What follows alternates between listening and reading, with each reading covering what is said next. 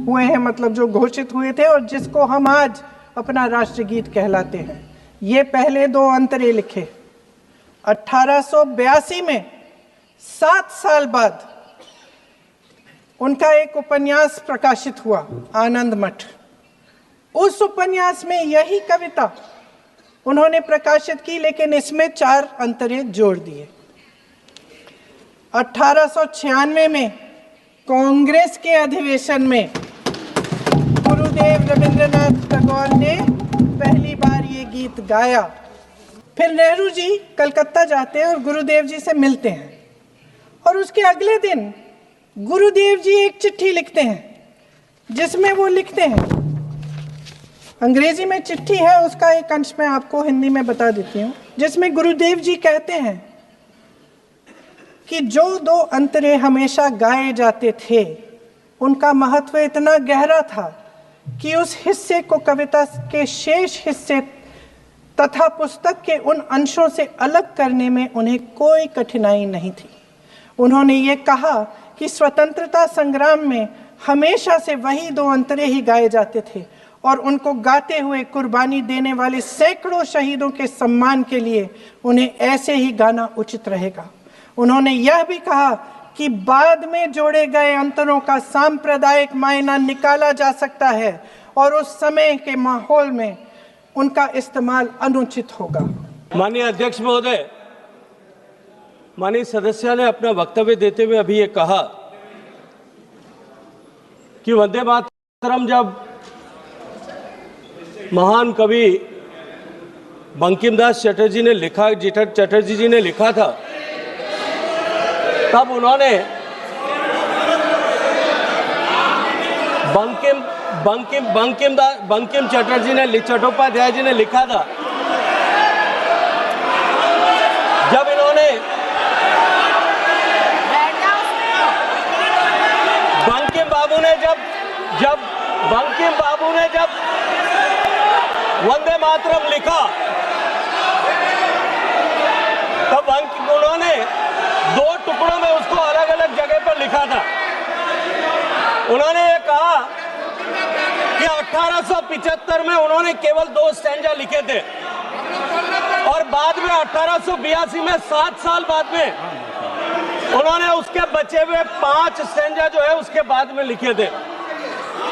मेरा अनुरोध समय बोल सकते हैं प्लीज, कि वो जवाब नहीं दे रहे, इसको ऑथेंटिकेट करें कि वो ये सूचना उनको कहां से मिली है। का समय है और बोल सकते हैं, क्योंकि बंकिम गवेषणा केंद्र नौहाटी जो है, जो बंकिम बाबू की जन्मस्थली पर बना हुआ गवेषणा केंद्र एक इन्वेस्टिगेशन सेंटर है, जो शोध केंद्र के रूप में काम कर रहा है।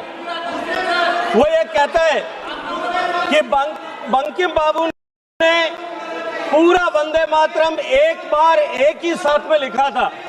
इसको माननीय सदस्य ने जो अपने वक्तव्य यहाँ दिया है, उसको वो ऑथेंटिकेट करें कि ये सूचना उनको कहां से मिली है, ताकि ये सूचना करेक्ट की जा सके।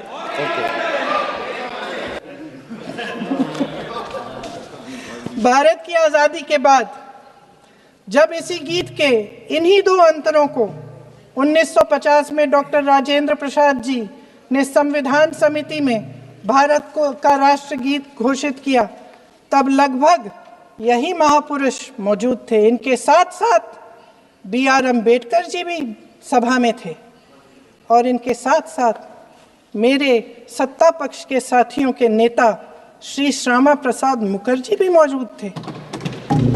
वही 2 अंतरे राष्ट्रगीत घोषित किए, किसी ने कोई आपत्ति जारी नहीं की, कोई आपत्ति नहीं जताई।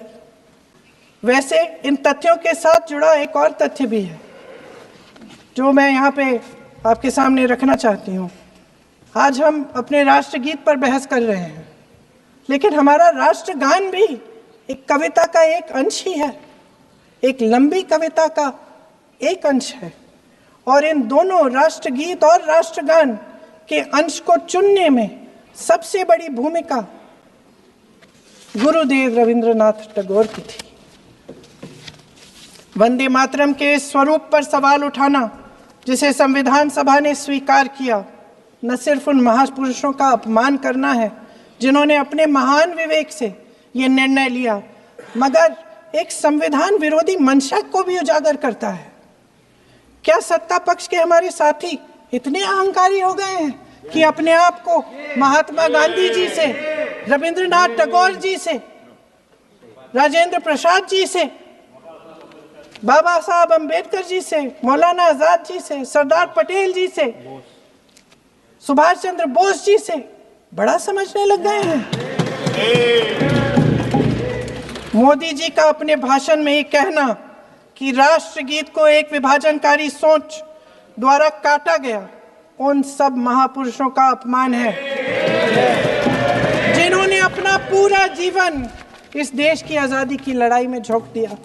वंदे मातरम को विभाजित करने का आरोप लगाकर आप पूरी संविधान सभा पर आरोप लगा रहे हैं, उसके हर एक नेता को दोषी ठहरा रहे हैं। यह हमारी संविधान सभा और हमारे संविधान का खुला वार है। और जहां तक जवाहरलाल नेहरू जी की बात है, जितनी देर हमारे प्रधानमंत्री देश के प्रधानमंत्री रहे हैं, 12 साल हो गए हैं, लगभग उतने ही सालों के लिए जवाहरलाल नेहरू जी जेल में रहे। किस लिए? इस देश की आज़ादी के लिए। उसके बाद 17 साल के लिए प्रधानमंत्री रहे। आप बड़ी आलोचना करते हैं इनकी, लेकिन अगर इन्होंने इसरो नहीं बनाया होता तो आज आपका मंगलयान नहीं होता। अगर DRDO नहीं बनाया होता तो तेजस नहीं बनता। अगर IIT और IIM नहीं बनाए होते तो हम आज IT में आगे नहीं होते। अगर एम्स नहीं बनाया होता तो हम कोरोना की जब बड़ी चुनौती का सामना कैसे करते? हाँ, वही बना कुछ भी। इसका मतलब है इस मुद्दे का जवाब नहीं है आपके पास है? अगर इन्होंने BHEL, गेल, सेल, भाखड़ा नंगल ये सब नहीं बनाया होता जो आप सब बेच रहे हैं, तो ये विकसित भारत कैसे बनता? पंडित जवाहरलाल नेहरू इस देश के लिए जिए। सुन लीजिए, बेच लो यार, और बाकी भी बेच देंगे। पंडित जवाहरलाल नेहरू इस देश के लिए जिए और देश की सेवा करते करते उन्होंने दम तोड़ा। फिर भी सुन लीजिए, मेरी एक सलाह ले लीजिए। सर, मैं आपको आपके माध्यम से सलाह दे रहे हैं। छोड़ना नहीं। सर, मैं आपके माध्यम से एक सलाह दे देती हूँ। हमारे प्रधानमंत्री महोदय 12 सालों से इस सदन में हैं, मैं मात्र 12 महीनों से हूँ। फिर भी छोटी सी सलाह है। उन्होंने अभी हाल ही में चुनाव था, कुछ महीनों पहले उन्होंने एक सूची निकाली थी कि विपक्षी दलों ने और विपक्ष के नेताओं ने कितने अपमान किए हैं इनके, और उसमें शायद 90-99 ऐसे उन्होंने अपमानों की सूची बनाई थी। तो मैं उनको एक छोटी सलाह देना चाहती हूँ कि नेहरू जी से जितनी भी शिकायतें हैं, जितनी भी गलतियां उन्होंने की आपके जहन में, जितनी भी गालियां देनी है, जितना भी अपमान करना है, उसकी भी एक सूची बना दीजिए। नहीं, बात खत्म नहीं है। 999 अपमान, 9,999 अपमान, सूची बना दीजिए और फिर हम एक समय निर्धारित करते हैं। जैसे हमने 10 घंटे आज वंदे मातरम पर हमने बहस किया है ना, उस तरह से हम अध्यक्ष महोदय जी से पूछेंगे, एक समय निर्धारित करेंगे, 10 घंटे, 20 घंटे, 40 घंटे, जितने घंटों में आपकी ये शिकायत पूरी हो जाए, माननीय सदस्य, आप शांत हो जाए और हम बहस कर लेंगे। लेकिन इस सदन का कीमती समय, जिसके लिए हमें यहाँ पे जनता ने भेजा है, जैसे हमें जनता की समस्याओं को हल करने के लिए चर्चा करनी चाहिए, इस्तेमाल करना चाहिए, उसको AC के लिए इस्तेमाल करिए। उसके बाद जैसे अंग्रेजी में कहते हैं ना, जैसे अंग्रेजी में कहते हैं कि once and for all let's close the chapter।